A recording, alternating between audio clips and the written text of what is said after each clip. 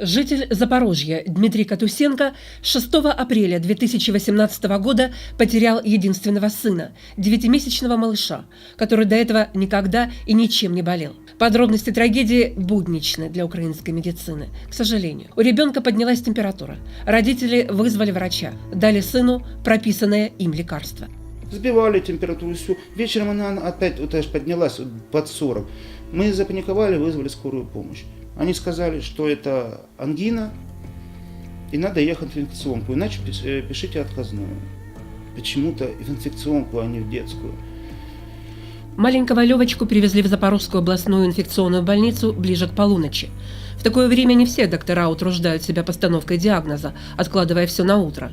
Но ребенку с температурой нужно было как-то помогать. Ему поставили капельницы. Отец предполагает, лошадиная доза лекарств, в частности цефтриаксона, тогда сыграла фатальную роль.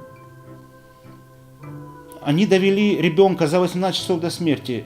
Тут другого предположения не может быть. Ему сделали передозировку. 400 мл жидкости залили внутривенно. 400 мл. Давайте по пропорциям посчитаем. 20-я часть тела. 400 мл 8 килограмм. Эти 400 мл лекарства малышу влили за 2 часа. На видео, снятом его матерью Натальей, видно, что Левочка ночью под капельницами еще вполне бодр и улыбается. Утром ему стало намного хуже. Медики забегали, пытаясь понять, что происходит с ребенком. Предположили менингит и решили делать малышу пункцию спинного мозга. А утром, когда они начали потихоньку просыпаться, дневной персонал, они начали в суматохе выдвигать свои гипотезы, диагнозы. Они сказали, что ему надо сделать пункцию спинного мозга. И начали требовать расписку у мамы. Я пошел к этому главврачу, который отмечал свой день рождения. Вот. И он мне сказал, что ничего страшного нету. Мы дали согласие, они его перевели в реанимацию, сказали перевели, потому что надо сделать именно пункцию.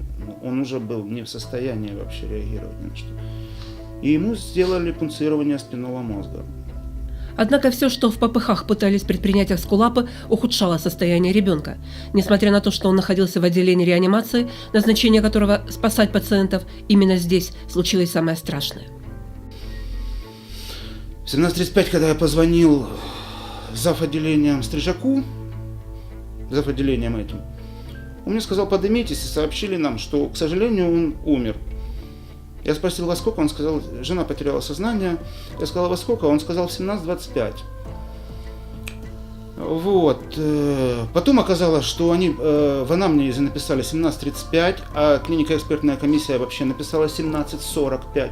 То есть они начали путаться уже во времени смерти. Оправившись от шока, Дмитрий начал действовать. Потребовались настойчивые обращения в полицию и прокуратуру, чтобы началось расследование факта гибели ребенка. Отец настаивал на судебно-медицинской экспертизе, которая бы установила причины смерти. Оказалось, врачи более суток держали тело погибшего мальчика в отделении, вместо того, чтобы отправить в морг. Дмитрий считает, это специально, чтобы в организме произошли необратимые изменения и легче было скрыть действия медиков, приведшие к смерти сына. Тело моего сына после смерти просто продержали в теплой палате при температуре наружной до 25 градусов тепла. Я уверен, что это сделали только с одной целью, чтобы никакая экспертиза не доказала тех ошибок, которые были допущены при лечении. 12 числа только днем переправили тело и уже в конце рабочего дня сделали отбор образцов. Я не знаю, что после него, что с телом ребенка было, а что еще когда вскрыли, что я не знаю, что осталось. Только 13 числа, опять же Страстная пятница, 13-го, только следующая неделя, я его смог похоронить. Эксперты не дали внятный ответ, от чего умер ребенок. Их заключения пестрят терминами токсико-гипоксическая энцефалопатия, отек головного мозга и так далее. На врачебной клинико-экспертной комиссии КЭК отцу сказали, что мальчик умер от неустановленной вирусной инфекции и ОРЗ. Голова комиссии Овчаренко на мой вопрос там, на комиссии, можно ли было избежать смерти моего сына, он мне сказал, что это неизбежно. Тут этого не написано. То есть, если ребенок заболел ОРЗ, считайте, что смерть неизбежна. Врачи не знали, от чего лечат моего сына. Не знали. Они даже не знают сейчас, от чего он умер. И как на клинике экспертной комиссии нашей, городской, они не сказали конкретную причину смерти. Они не сказали. Сегодня у Дмитрия на руках многочисленные ответы на его обращения из Генпрокуратуры, МВД, от Уполномоченного Верховной Рады по правам человека, Кабмина. Все эти ведомства перенаправляют обращения в Министерство здравоохранения. Дмитрий туда тоже обращался, но почему-то не нашел должного отклика на свою беду.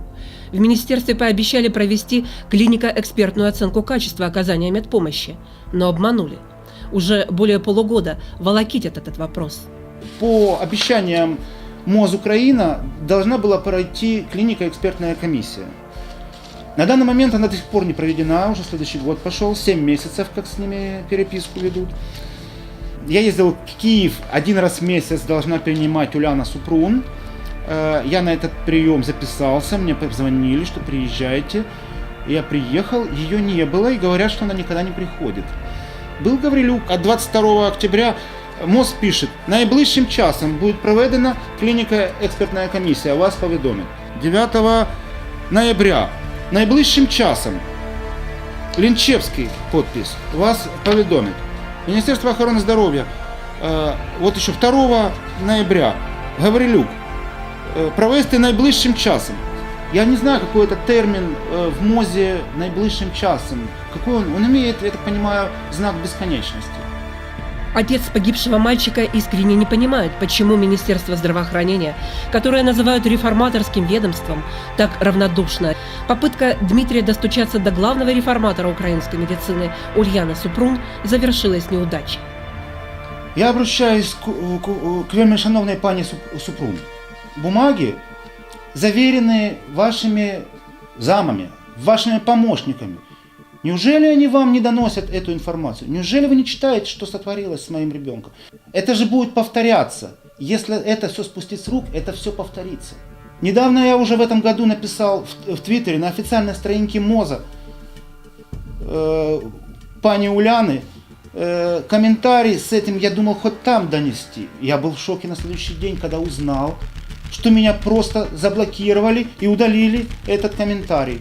Неужели вы меня блокируете? Это же ваша официальная старинка. Дмитрий настроен добиваться справедливого наказания для тех, кто погубил его сына.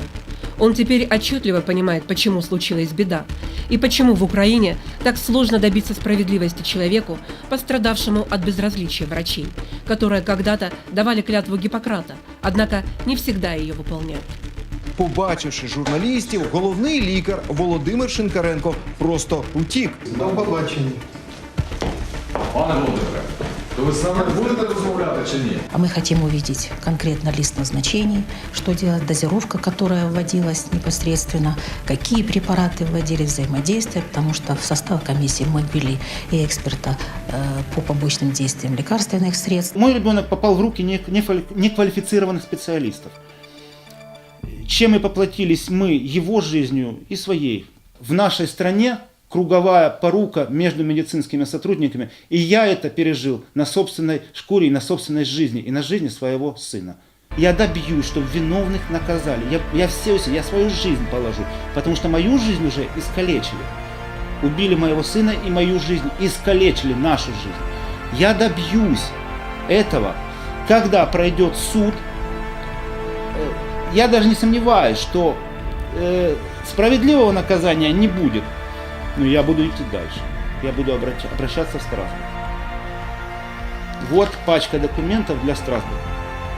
Несмотря на саботаж системы, расследование причин смерти ребенка в Запорожской больнице продолжается. Проводится судебно-медицинская экспертиза. После официального оглашения ее выводов будут вестись необходимые следственные действия. Если вы можете оказать правовую, организационную или иную помощь отцу погибшего мальчика Дмитрию Катусенко, воспользуйтесь контактной информацией, которую вы видите на экране.